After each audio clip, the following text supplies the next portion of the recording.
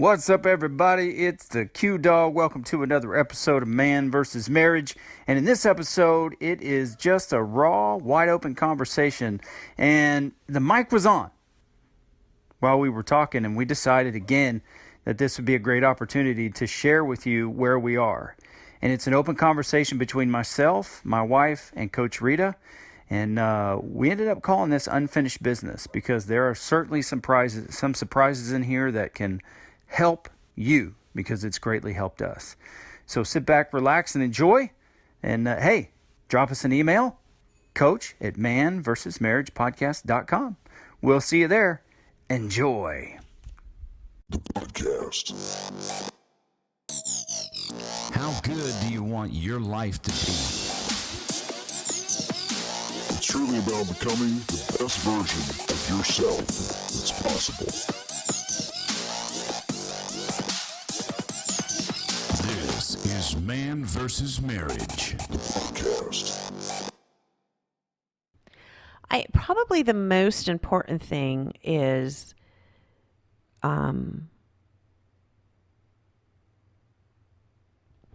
it's like, how well would you say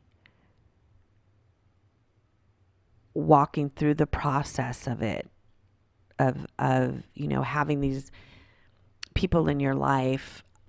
It's like, how do you know that you're over the hurt, over the rejection, over the judgment, over the guilt, over the shame? I'm just using words that you guys have used along these, different episodes. Abandonment, being a burden, the negativity, I think that's, how do you know you've worked through those? How is it, and what is it? Where is your,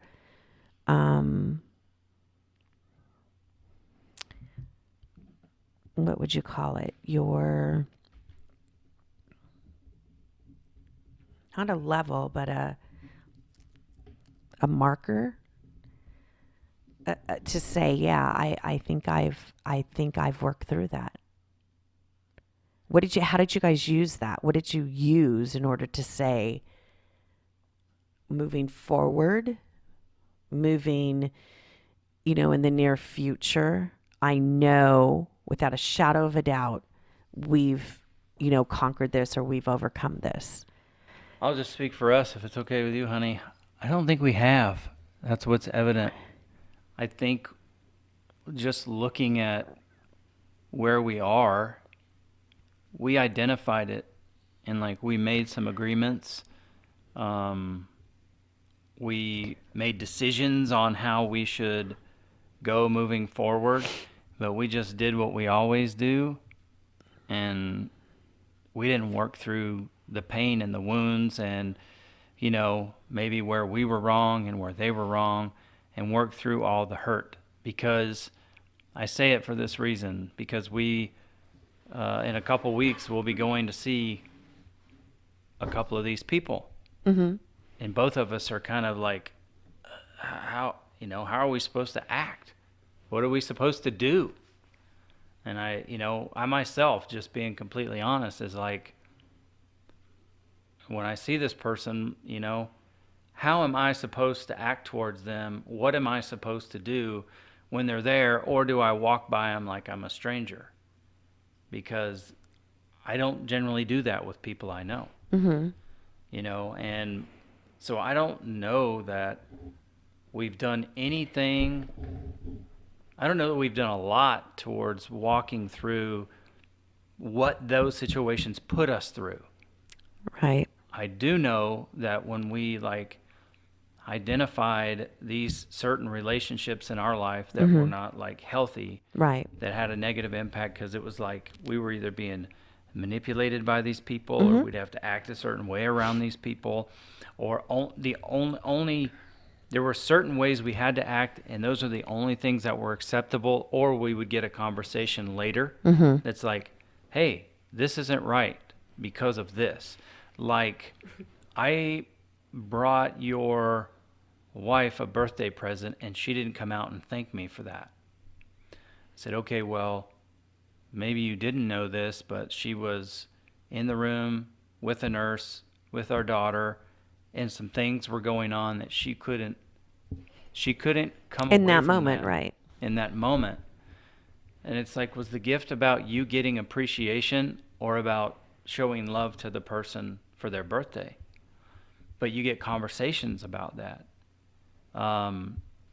Like you get reprimanded off the record so you can control your behavior when that You can person... control my behavior.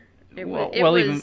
It was brought to you for you to address what I wasn't doing appropriately, instead of the person coming to me and saying, hey, that kind of bugged me that you didn't say thank you for that. Who does that? Who goes to your spouse to correct your behavior? That to me is just kind of like, where's your balls, dude? What am I going to do? Mm-hmm. I mean, really, what am I going to do? Right. So I think we could really give some great advice on identifying relationships that need some adjustment. Mm-hmm. But I don't think we have any good advice on how to work through the pain. Because sadly what's we've done in the past is when there's been something that's been, and I'm not going to say that this relationship was traumatic. The way it ended was pretty darn traumatic. Right. And we took time to talk about that, but we didn't go back and really get, how are you feeling about this, or whatever the steps are to work through and make sure that we put a bow on it to say, okay, we've covered this every way we can. Are you still hurt? What if we run into him in the store, or any of these things that could happen, so that you know that you've kind of put it to rest. That's how you usually know when you meet the people face to face. That's how you know within yourself whether you really dealt with it or not. Because those feelings, those emotions will come up. And if it's nothing, if it's just a person standing in front of you, you put your hand out and shake them, and there's no that emotion, that feeling, whatever it may be, rage, anger, hurt, whatever. If it's nothing, then you know you've gotten over it. If it stirs stuff up, if you're avoiding them, tall tale, how do we act? What do you mean, how do you act? You act for people? Right. That's the tall tale that you haven't worked through it. Yeah. Because you're trying to present a behavior instead of being yourself. Does that make sense? Yeah. So the minute that you say, I understand what you're saying. How are we going to act? Why do you have to put on an act, and why can't you just be yourself? Like, who are you when there's diversity, when there's confrontation, when there's, hurt there? Who rises to the occasion? The insecure, the rejected, the low self-esteem? Is that the one that rises to the occasion and that's what they get? Or is it the one that is emotionally stable, healthy? Is that who they get? Yeah. Does that make sense? It does, and I don't know what to say. I don't know what to say, because I would imagine after you have such a long friendship with somebody who I did have a great friendship and relationship with, there were just some unhealthy lines that got crossed pretty consistently. Right. But he was mentoring me, so it's almost like, sadly, in that stage of my life, he could do no wrong. I didn't see it objectively. Right. He was like hero status to me. Right. And, when you get older, like you say, like Coach Saban says, you can't teach experience. You just can't. Mm-mm. You have to gain that. You have to and go through it. You start, like, there was a certain point in our life, in mine and Jeannie's marriage, where I was treating her like she was almost like she was my daughter. And I say that because it's like, well, you took the father role on. Yeah, it's like, well, I'm calling you and you're not answering your phone. What are you doing? You've been at Walmart for 30 minutes. and I'm calling the store. Where are you? What's happening? Mm-hmm. And these are things that I saw happening to his wife. I didn't like them, but I still started to become them. And after, I don't know what to do. Isn't it natural after such a long relationship and then cutting it off to see somebody, no matter if you've worked through it, for it to be somewhat uncomfortable? Or I just don't get that. Because there obviously is still a long history there that I never worked through.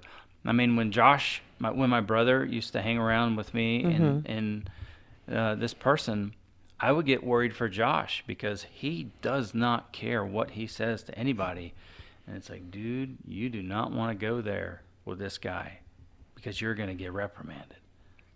And thinking back, it's like, what relationship do I want in my life like that, period?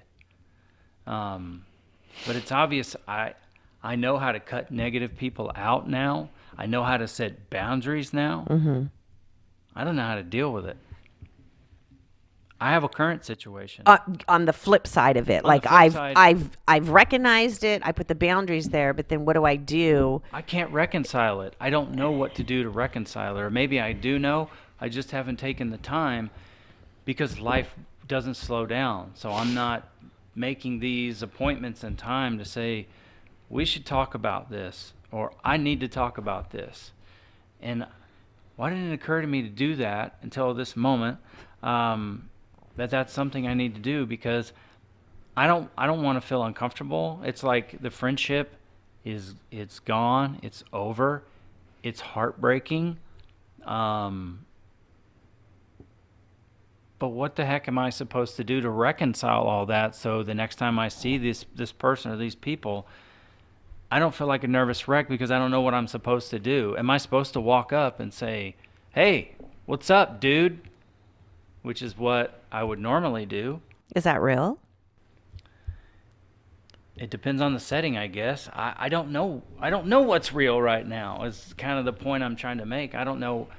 Do I just ignore and move on, which I would like to do, but ignoring feels like it's avoiding to me, and I don't love. I hate avoiding things. It obviously has. You've obviously thought about this a lot. There's been a lot of thought process in this certain relationship. Obviously, if this person was a mentor to you, you obviously saw something about him that you wanted. And so, the friendship was a deeper than just, oh, this is just my buddy that I hang out with, you know. Much deeper. It's a deeper. So when those friendships and relationships, when you go on that deeper level, there's full potential of deeper hurt. And what we do is we avoid the situation because we don't want to feel that hurt anymore. Like we just want to be done with it. So we just avoid it. We don't deal with it. We don't go back and talk about it. We just kind of write them off, turn our backs and walk the other way. And then you're here 10, 15 years later, I'm going to run into this person.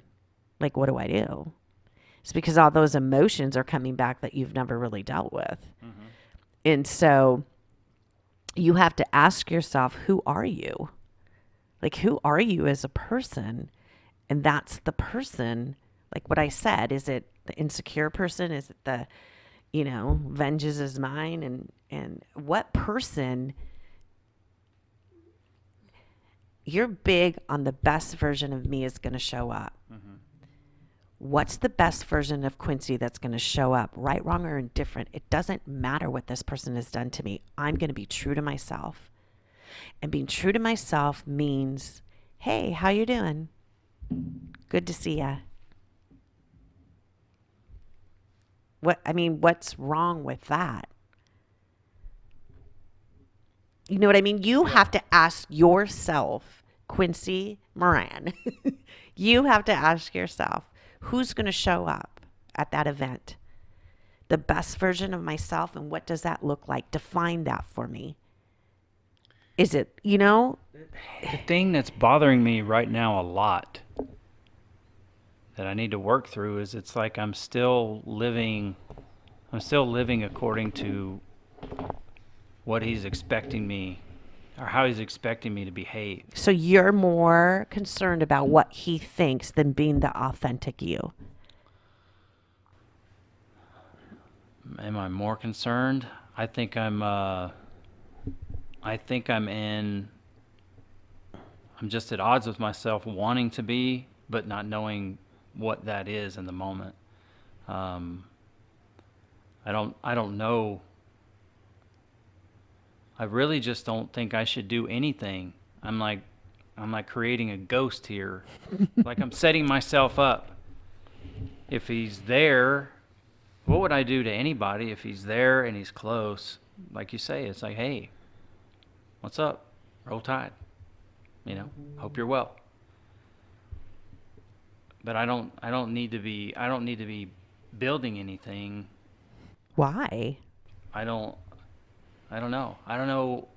I'm kind of spinning my wheels here. Is it the people pleaser that's coming out in you? I think so because I can point to a few areas of my life right now where I'm at odds with that because that's not the person I want to be.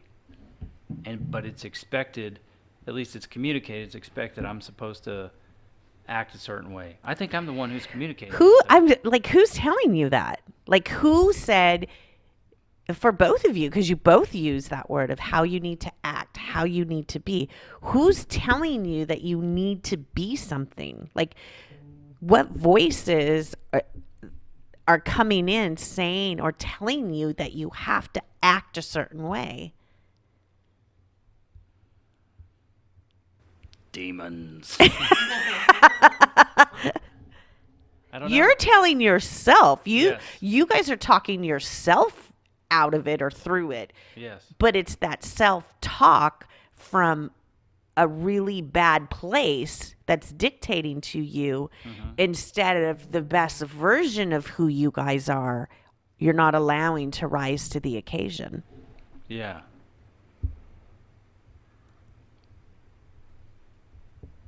Does that make sense? Mm-hmm. Your wheels are turning, and so are yours, Jeannie. You're just being quiet. I'm just wondering. I'm wondering to myself right now, why would this even be a conversation? Why does this matter so much? Why is it even a conversation in my mind? Because you haven't worked through it. Yeah, I mean that's the obvious thing, and I don't know how to work through it. I don't know. There's a lot of things that you can do that are like steps to work through things, and I'm great if I have some steps on how to work through it. Tell me how to work through it, and I'll just go do it. So have you just like forgiven and just released that person, and it is what it is. It was, circumstances beyond your control, people's behaviors, attitudes, their own insecurities, them being humans the best way that they know how to be humans. So do I like what? What do I do? Do I have this thing where it's like, here's the things that really hurt me the most, and I need to understand that I can't change those things, and it is what it is. If I have any frustration, I'm going to vent it for a minute, and then I'm just going to have to bury it where it is. Okay, I can do that, and I will do that. And I've got to do that in another situation in my life right now, that I will actively engage with a person. That part, it's totally up to you and how comfortable, that you're feeling is, if you really want reconciliation, then I would highly recommend that you reach out, if that's what it is that you're wanting, to make that phone call, to, have that meeting, whatever. if that's the thing that's on your heart, to do to reconcile. If it's not in your means to do that, and it's just the issue of, I just really need to let this go and forgive, take responsibility of, I said stupid things, they said stupid things, whatever needs to work for you in how it is that you're going to voice it and how it is that you're going to process through it. We both did dumb things. We both said stupid things. I don't know, because I don't know all the circumstance behind it. Yeah. But it does take two in a relationship. It's never one-sided. Absolutely. And I think maybe I'm kind of holding a grudge there. Or an expectation. An expectation's fair. But ultimately, those are everything that happened, whether I was naive or not, is things that I allowed to happen, and I didn't confront them. Because when I did confront them, it got ugly. And there was one point where it was like, okay, let's get ugly. It was the total wrong time, but I'd had enough. It should never come to that point, though, right? And this makes me think of that. I'm listening to that book, The Miracle Equation by Hal Elrod. Mm-hmm. What a great book, if I could recommend a great book. And he talks about how he gets over things, how he got over being paralyzed. He ended up not, but it's this phrase, can't change it. And he said when he was at Cutco, his supervisor taught him, if you lose a deal, take 5 minutes, put a timer on for 5 minutes, cuss, swear, scream, yell. And it's what I call let all the air out of the balloon. Do it. And then close it, because you can't change it. And it's like it's something I should apply here to each of these relationships. Because I think we think we can, and that we can control it, and that we can